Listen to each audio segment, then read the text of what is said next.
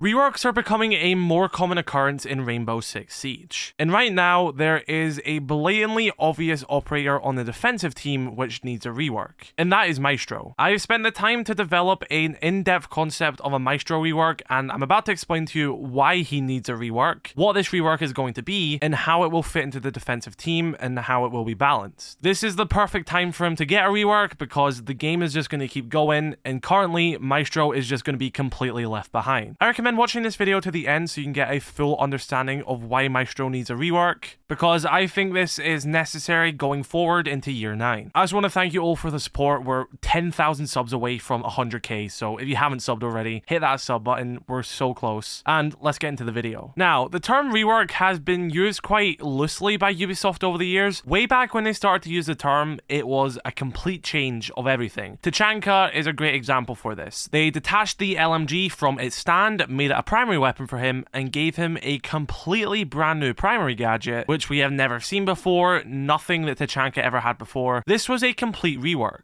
And now in the more modern times of Siege, a rework is more in line with a change which comes to the operator's gadget, while still keeping a lot of the basics of the gadget itself, and rather improving on what we already have, rather than taking that away and replacing it with something else, like in Tachanka's case. I think Grim is quite a good example of this. The change which came to his launcher was classed as a rework. They took what they already had of his gadget and expanded on it and just gave his gadget more to do. And that's also the similar situation which has happened with Frost. The basis of her gadget is still the same, however, it now acts a bit differently. And now going into the final season of Year 8 of Rainbow Six Siege, there's an operator that really needs this on the defensive team a lot more than some other defenders. And that is Maestro. Maestro is an operator who, when he released, was incredible. He'd done exactly what he was made to do. The evil eyes were oppressive, they took out drones, they took out thermite charges, they gave you intel, and as well as this, it took some utility from the attacking team to deal with a Maestro's evil eye. But the game has evolved. As it's went on, attack has received way more ways to deal with evil eyes. Maestro has also received some nerfs as well, and we get to this point right now where Maestro is honestly pretty useless because his evil eyes are so easy to deal with that you might as well just bring a different operator who has a bulletproof camera. It's time that Maestro gets some changes. Now, let me put into perspective how far Maestro has fallen. When Maestro first came out, there was only a handful of ways to deal with him. There was only 4 dedicated operators that could handle Maestro. One of them didn't even destroy them. You had to bring Ashe for her breaching charge, Zofia for her impact charges, Sledge so you could physically hit the evil eye with the sledgehammer and destroy it, or Thatcher whose EMP would only disable it for a certain amount of time. And by the way, back then, it never used to open up a little bit when it was disabled by an EMP. So it didn't reveal its vulnerability, it only disabled the use of the camera until the EMP effect was finished. And the only other option was grenades, because explosives destroyed it as well. So with this old version of Maestro, you could place the evil eye in pretty much so many locations. You didn't have to worry about someone running up and punching it, you didn't have to worry about gun 6s, EMPs never revealed its vulnerability, and only Thatcher ever had the EMP. This was way before the secondary EMP was even introduced to the game. A common strat with Maestro is that you would place his camera outside of a breach, so when thermite goes to breach it, you can just take the thermite charge off the wall with the zap from the evil eye. Now, there's some scenarios you can't do it anymore regardless of how strong an evil eye is, because cameras cannot go outside the map anymore. But on a lot of breaches which are still inside the building, for example, top floor chalet, you know, you're defending bottom floor theme park, any of these sites where you have to deny a wall which doesn't touch the outside of the map, it would be preferable to put an evil eye in the room where that breach is, so you can sit in sight as Maestro, hop on that evil eye, and attempt to deny the breach, or at least slow them down a bit. Because the evil eye needed a dedicated counter to deal with it, and if they didn't have one at that time, then Maestro was pretty oppressive. But nowadays, you can't be creative with Maestro. You can't even place his evil eyes outside of the bomb site. That is because they are so easy to deal with now, and he has so many counters. Let's just take a look at how you can counter an evil eye now. So for starters, they changed it so when an EMP hits an evil eye, the middle of it becomes vulnerable and you can destroy it. So that was a buff to the Thatcher counter to Maestro. Nowadays, the secondary EMP impact exists, so anyone who has that now are also a direct counter to Maestro. Before, you needed to bring a dedicated explosive operator such as Ashe or Zofia to destroy the evil eye. Nowadays, the gun 6 exists, so any operator who has the gun 6 are now also a direct counter to Maestro. Brava was introduced and she is capable of hacking an evil eye, so you can destroy an evil eye without even entering the building now. Again, another new operator who is a direct counter. And even any of these operators who who aren't a direct counter with these gadgets, anyone can simply walk up to an evil eye, punch the glass once, and completely shatter the vision. That means if you want to look through an evil eye after it's been shattered, you have to open it up, revealing the vulnerability and making it a one-shot. And I'm not even done. When armor and health got a rework in this game, Maestro's evil eye didn't get the same buff to coincide with it. That means 2 speeds and 1 speeds got stronger, but Maestro's evil eye still done the same amount of damage as before, meaning that a majority of operators can tank more shots from an evil eye than they could before. So the evil eyes are way too easy to deal with these days. I tried to play Maestro a little bit yesterday, and I wanted to cook something up. I was like, you know what? I'll try and play him like the old Maestro. I'll stick an evil eye outside of one of the breaches and play it when someone goes to grab the wall. But as you can probably assume, this evil eye was easily dealt with before they even attempted to breach. That is because you can't be creative with the placement of evil eyes because they are limited to where Maestro can place them. And if Maestro can reach the evil eye, that means any attacker can, so they can just punch it in their reach. So then alright, I'll put my evil eyes in sight and try and make use of them there. And yes, you can make use of an evil eye in sight, but if I'm going through all this effort to then just have to take all my evil eyes back to sight, at this point, I might as well just then play a Rooney or Jaeger who have a better primary gadget and bring a bulletproof camera on them and achieve pretty much the same job I'm going to achieve on an evil eye. Yes, you can deal with a bulletproof camera the same way you can deal with an evil eye, but that's not my primary gadget. If I'm Jaeger and I place a bulletproof camera and I lose it, okay, I've still got ADSs on top of that. Same with pretty much any other defender which has a bulletproof camera. It's an addition to their primary gadget. But when it comes to Maestro, his evil eyes are the primary gadget. So if you just think to yourself right now how easy it is to deal with a bulletproof camera for the most part, then it's pretty much the same case as Maestro. So I genuinely believe it is time Maestro gets some changes. Now, you could go the simple route of a buff and just give him another camera. I don't think that's going to change much. I think there is a fundamental issue with his gadget nowadays because of all these nerfs, especially the shattering of the glass. I think that is probably the biggest significant nerf out of all of them, because that basically means anywhere you can place an evil eye, someone else can hit it, and it just makes it pretty much useless. So I say either backtrack on the shattering of the glass with Maestro's evil eyes, I just think it makes him way too weak, or if you want to keep the shattering, then they need to make his gadget more versatile. They need to make the evil eye version 2. This would be a new version of Maestro's evil eyes that instead of Maestro placing it on the wall, the same way that Jaeger places an ADS on the wall or Melusi places a Banshee on a wall, this could be throwable. This would start to eliminate a bunch of the issues that current Maestro has, especially with the limited placements you can make it because it's so easy to punch. Now they would have to change how it looks because the current evil eye is way too big and clunky to be able to throw it realistically, so the version 2 of the evil eye could be way more refined, smaller and lighter. So let me give an example. Let's head to the office breach on top floor chalet. One of the ways Maestro was meant to be intended to play when he was released was a breach denial. You place an evil eye outside of a breach and you zap anything that goes on that wall. Nowadays that's near impossible to do because as you can see, if I place an evil eye anywhere on this floor,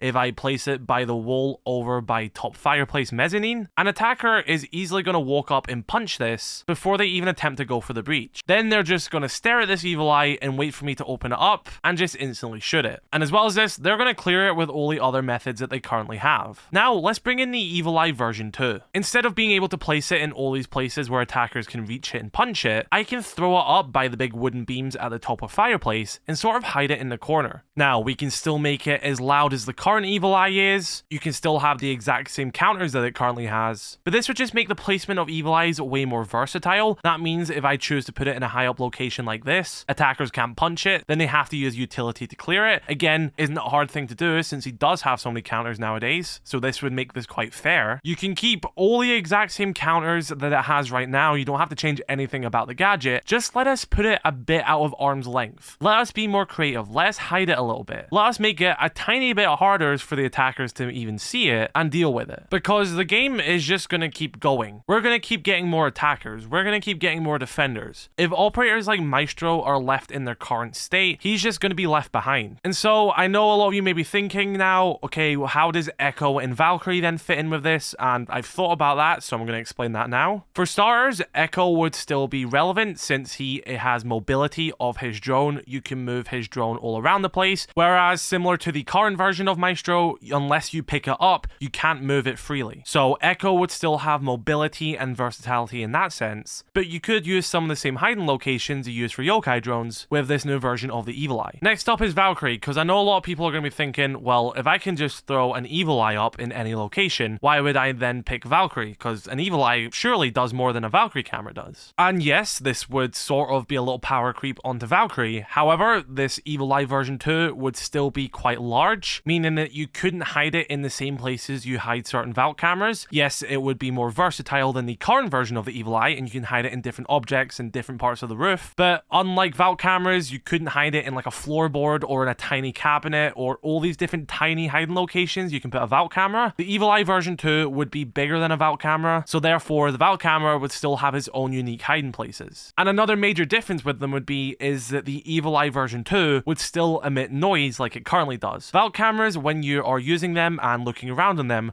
don't make any noise. It doesn't give away its position to the attackers. However, when you're using an Evil Eye and looking around, it makes a distinct noise. You can still keep this for the Evil Eye version 2. That means it won't remain as hidden as long as a Valkyrie camera does when you're operating it, since it is giving away a sound alert. I believe that does balance it out. Of course, I'm not a dev, I'm not in the balancing team, but as an experienced player, I can see that being a balance which still keeps Valkyrie relevant and still keeps Echo relevant. I don't know, I just think we need this way sooner than later because Maestro is going to be left behind in his current state. Bulletproof cameras have pretty much replaced him. You can't be creative with Evil Eyes anymore simply because of how easy they are to clear. He just needs that little advantage. You need to allow Maestro players to be a bit more creative with their placements because look, I'm not trying to say he should be overpowered. I've given my balancing stance on it. I think he should have all the same counters he currently has. Counters in this game are good. Even if you don't have utility, I think it is good to be able to deal with an Evil Eye, but I think just being able to shatter them with an arm's length punch and Maestro only being able to place Evil Eyes in arm's length is just a bit too far. And I'm not wanting him reworked because I think the concept of his gadget is bad. It's proven in the past that when he first came out how good Maestro can be, but right now it's shown that when you have enough counters, an operator simply won't be played. I mean, just look at his graphs, and as much as I want to bring a Maestro and as much as I want to do these interesting strats with his Evil Eyes, it's just not going to cut it in his current state. He does need a little tweak like this. I do hope this is something we get in year 9 because I just don't want to see Maestro get left behind. Be sure to let me know your thoughts in the comment section below. What do you think about this proposition of a Maestro rework? Really interested to hear everyone's thoughts. Do you agree with me? Do you disagree with me? Be sure to let me know your thoughts in the comment section below. Drop a like on this video if you did enjoy. Subscribe if you're new. I shall catch you later. I love you all. Stay safe.